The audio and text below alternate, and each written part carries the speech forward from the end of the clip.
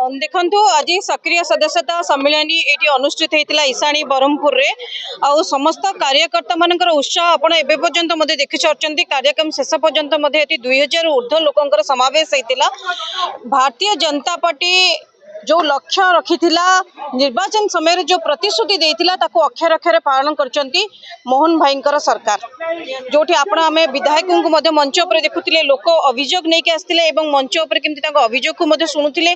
सदे सदे आपणकर आयुष्मान भारत आज ओडिसा रे लागू हो जाइछि, केमती घरे घरे आयुष्मान भारत योजना पहुंचीबो ए कथा को मध्य पुंखानुपुंख आमे आलोचना कलु। ओडिसा रे लक्षपति दीदी आज 14 लाख रे पहुंची जंती। ए श्रेय मध्य निश्चित भाव में मोहन भाईंकर सरकार को जाउछि, बीजेपी रो सरकार को जाउछि एवं सुभद्रा योजना आज घरे घरे पहुंची। माँ माने सशक्तिकरण होइचंती।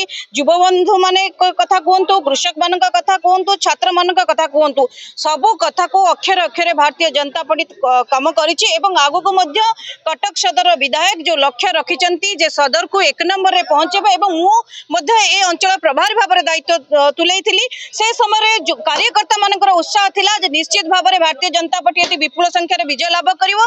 भारतीय जनता पार्टी एटी विजय लाभ करथिला एवं ए माटीर युवा बंधु माने एठिकार देव दुर्लभ कार्यकर्ता माने प्रकाश भाई को विधानसभा को पठेइथिले एवं सेही स्वप्न, सेही आशा, सेही भरोसा नहीं आज प्रत्येक घरे केमती विभिन्न प्रधानमंत्री योजना पहुंचो मत आमर सदर विधायक मान्य प्रकाश भाई देखुचंदी एवं कार्यकर्ता माने, मंडल सभापति माने, पार्टी वरिष्ठ नेतृत्व माने ए सब कथा को देखुचंदी।